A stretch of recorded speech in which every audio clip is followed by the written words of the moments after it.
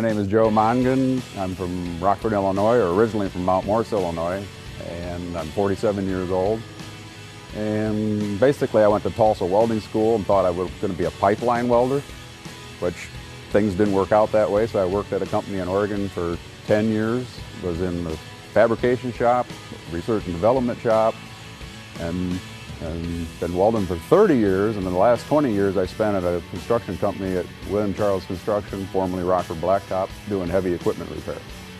I guess I could not see my career going anywhere else but welding because I like working with my hands. I didn't want to sit behind a desk, and it's just something that I'm always thinking about different ways of how to make things better. I mean, constantly buying something and wanting to have to fix it when you get it out of the box. That always upset me, so I always had ideas on how to fabricate things a better way. I guess is the easiest way to say that.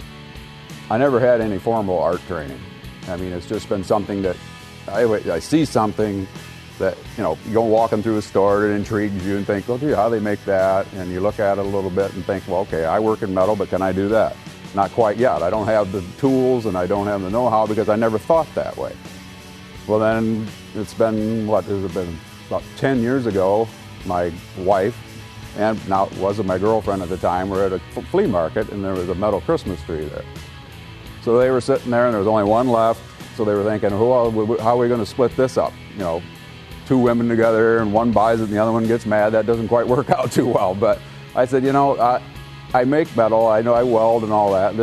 Will you buy that, I'll copy the thing and try to make it better or see what, you know, because I see some improvements I can make. Well, then it ended up turning out better than the one the original friend bought. And my wife was an experienced gift decor rep for a company, and she was just selling to stores around the area. And then she went to another store in Rockford, Illinois, and asked them if they would want to sell these Christmas trees. He said, well, yeah, bring some in. Well, I made a dozen of the trees, and they sold out in a weekend. In all reality, I thought my art days would be over. You know, I thought, I'll just make 12 trees. Well, then the same guy comes back and says, I want to make a big display of flowers for spring, but I want to paint them and do all this other stuff. So I made some first of all, I didn't know what the heck I was going to make, because it's like, okay, now I have no experience making Christmas trees. Now he wants me to make these flowers.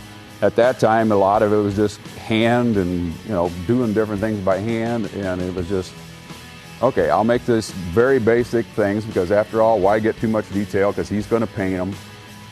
And then it would come to the point where I was leaving out of town, and then he decided, oh, just forget it, put them up. So one, I was a little bit disappointed because it didn't have the detail I was looking for, but by the time I got putting the 18th one in the ground, they already were asking how much the prices were. So that told me that I was at least on to something. Well, when I started making the first flowers, basically I would make one petal. And then I would say, okay, I like that petal. And then I would copy it onto a piece of cardboard or thin, like, I don't know, cardboard paper or whatever you want to say, and then I would cut the pattern out. And I would trace it on the steel, and then I would take a plasma cutter and just cut it out by hand. I was very surprised at how my first original flowers went. Why people like this stuff, I don't know, you know, because it seems to me it's big. I mean, I think that's what people like, is it's big, it can be seen. I mean, to this day, I can drive down one road outside of Rockford, and it's only about a mile long. There's 21 pieces within a mile that I can see from the road. That tells me I'm doing something pretty good. I worked at Rockford Blacktop, and you never knew what your hours were going to be. So you'd work 8 hours, 10 hours, and there was always flowers to be done. It's like, okay, I work 8 hours a day working on the big heavy equipment and all that, and now I got to go make flowers all night, or to some point, 2 to 3 hours a night, every night, and then I would come in on Saturdays, start trying to keep up.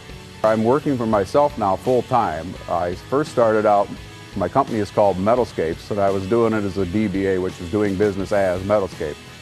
And then it's been probably the last year and a half, I decided to do my artwork and heavy construction repair, and now my business is called Metalscapes LLC. As I expanded my shop, and I do all my work myself, I mean, I may ask my wife for what did I do wrong with this piece, of course, and then she tells me. But anyways, I do this stuff myself.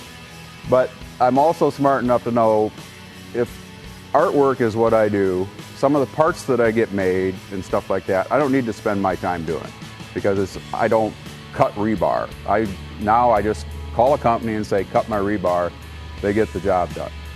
If it's artwork stuff that I design and stuff, I have a CNC plasma table that does a lot of my work for me. So he's basically I'll call him employee number 2 because it's over there working and all that, and I'm over here doing what I do best, is putting the product together.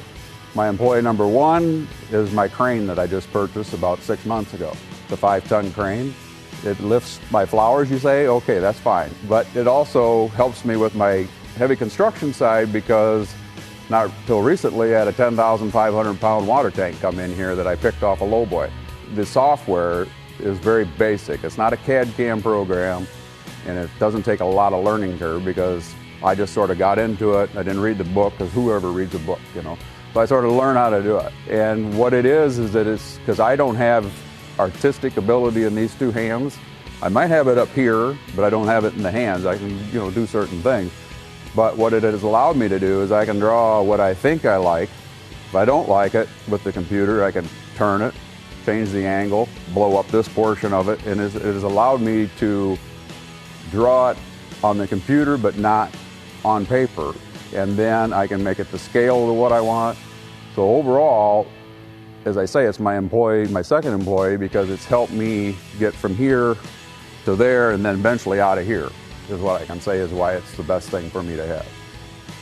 I will say that there's people that think that everything that you touch on your art piece should be cut by hand.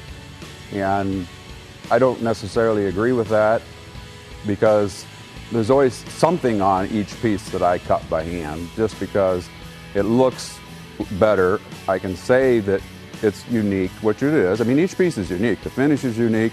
The way the screen is bent, or the flower is bent, or the wings are polished, or the way the wings are bent, everything is unique in a way. My finish on most of my product is that I just think I leave it outside to rust naturally, because I don't believe in using chemicals, because it's not green, basically, and it's another expense to add to the flowers. I know a lot of people cut their stuff and then let it try to rust, but I don't think you get the full coverage of rust like I do, because I turn the sheets over, and then when I cut it out, I just think it looks neat with the cut marks on the new rusty steel, because it adds another dimension to it. I weld my product up with MIG welder. I use a solid core wire, and I don't use any stick because it's time consuming, and it's, you do a lot of the little things. The smaller your art pieces get, the more of a little tack weld you need to make. MIG welding is by far faster. I think when I started my welding career, I thought, would I be in the position I'm in now? I thought, no way. I mean, it's not. I'm going to be in some factory doing something day after day and just trying to figure out what I'm doing. Why am I here? And, first off, I went to school for pipeline welding. I didn't even go that direction, so you already see where I'm thinking. But the biggest thing that always helped me at a factory was that I always tried to figure out ways of making things cheaper or better. Okay, how long does my product take me to make? Now, I've been asked that hundreds of times. I've asked that at the store, I've asked that at the art show, and it's like, okay, how long does it take me to make that? Does it matter? It's made. Okay? I think people ask you that because they're trying to associate time with value. Well, if I could build a car in 10 minutes, would you still buy it? So what I say the answer would be now is 30 years. It takes you 30 years to figure out how to make something.